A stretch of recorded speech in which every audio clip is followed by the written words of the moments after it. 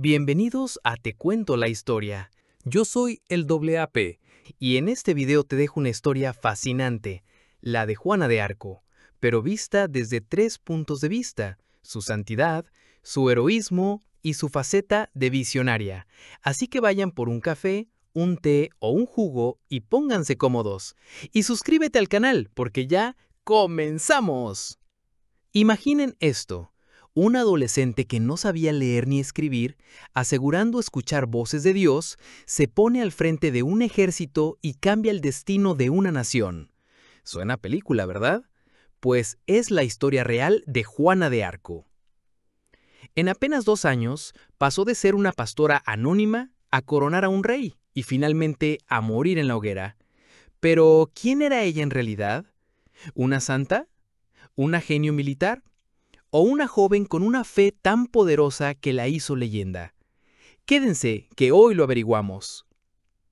Para entender a Juana, primero tenemos que viajar a su época, principios del siglo XV.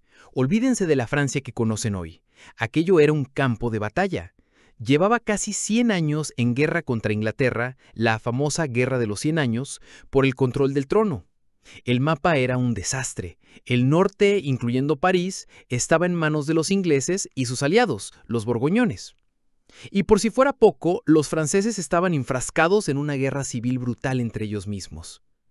El heredero al trono, el delfín Carlos, estaba acorralado. Sus propios padres lo habían desheredado. Su legitimidad estaba por los suelos y su corte se escondía al sur del río Loira. El ejército estaba desmoralizado, la gente sin esperanza. Francia no necesitaba a un héroe, necesitaba un milagro. Lo que nadie imaginaba es que ese milagro llegaría en la forma de una joven campesina. Y en medio de todo ese caos, por ahí de 1412, nace Juana en un pueblito llamado Domremy. Su vida era la de cualquier chica de campo de la época: mucho trabajo, mucha fe y, como era común, no sabía leer ni escribir, aunque algunos creen que quizá aprendió a firmar su nombre. Pero a los 13 años todo cambió. Dijo que empezó a escuchar voces y a tener visiones del arcángel Miguel y de varias santas. ¿Y qué le pedían estas voces celestiales? Pues una misión que sonaba a locura: echar a los ingleses del país y llevar al delfín Carlos a Reims para que fuera coronado rey como Dios manda. Imagínense el panorama: un adolescente sin experiencia militar ni política diciendo que tiene un recado de Dios para salvar el reino. Obviamente al principio se rieron de ella, pero su determinación era de otro planeta. Tanto insistió que en 1429 consiguió que un jefe militar local le diera una escolta para ir a ver al delfín. El encuentro fue de película. Para ponerla a prueba, Carlos se disfrazó y se mezcló con sus cortesanos. Juana nunca lo había visto, pero cuentan las crónicas que entró, lo señaló sin dudar y le contó secretos que solo él podía saber. Después de que un grupo de teólogos confirmara que no era ningún hereje, Carlos, que ya no tenía nada que perder, decidió apostar por ella. Le dieron armadura, un estandarte y un ejército. La chica de Domremy se había convertido en la doncella de Orleans. Su primera misión: Orleans, una ciudad clave que estaba a punto de caer, lo que significaría el fin de la resistencia francesa. Los generales de toda la vida la miraban con desconfianza, pero la llegada de Juana fue como un rayo. Su fe contagiaba. Liderando desde la primera línea, con su estandarte bien alto, inspiró a las tropas a pelear como nunca. Y lo increíble pasó: en tan solo 9 días levantaron un asedio que parecía perdido. La victoria fue tan espectacular que todos la vieron como una señal divina. La reputación de Juana explotó. Ese fue el punto de inflexión. Con el impulso de la victoria, Juana lideró una campaña relámpago por el Valle del Loira, liberando ciudad tras ciudad y aplastando a los ingleses en la batalla de Patay. En cuestión de semanas, esta desconocida le había dado la vuelta a una guerra de décadas. Y con el camino despejado, cumplió la parte más importante de su promesa. Escoltó a Carlos, cruzando territorio enemigo hasta Reims, el lugar sagrado de las coronaciones. El 17 de julio de 1429, con Juana a su lado como invitada de honor, Carlos VII fue coronado rey. Había cumplido su misión. Pero justo en la cima de su gloria, Juana confesó que las voces se escuchaban cada vez menos. Su propósito divino parecía cumplido, pero su destino en la tierra estaba por dar un giro terrible. Después de la gloria vino la caída.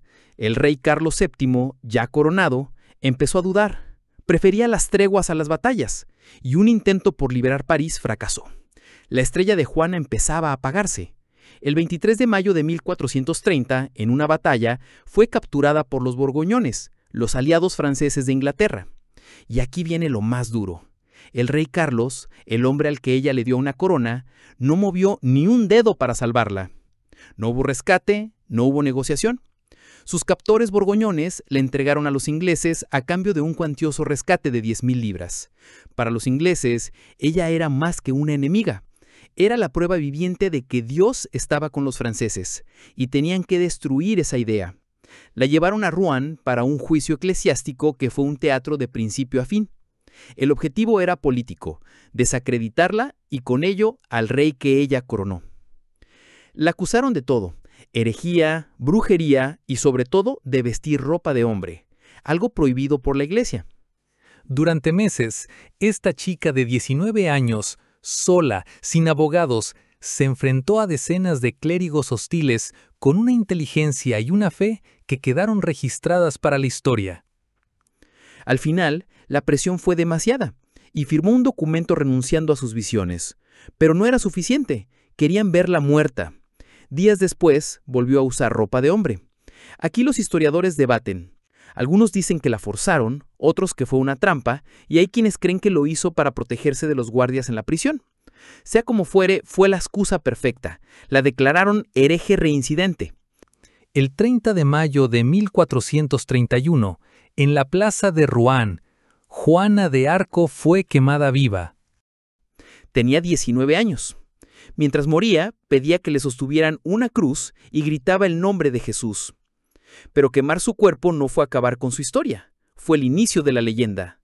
Dicen que hasta sus verdugos temieron haber quemado a una santa. 25 años después, con la guerra ya ganada por Francia, el rey Carlos VII, quizá por remordimiento, quizá por política, ordenó que se reabriera el caso.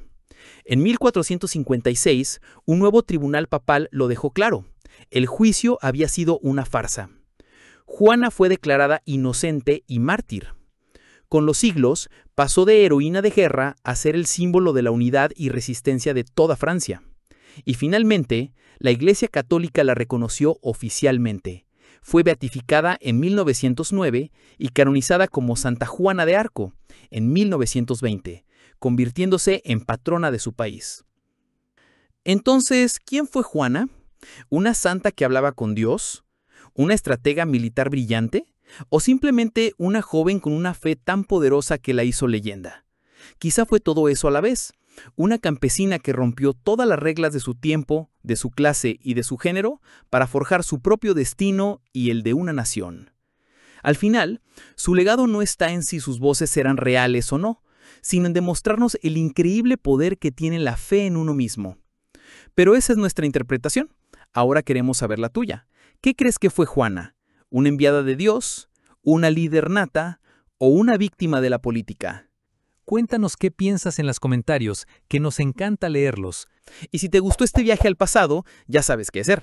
Dale un buen me gusta y suscríbete para que no te pierdas ninguna de nuestras próximas historias.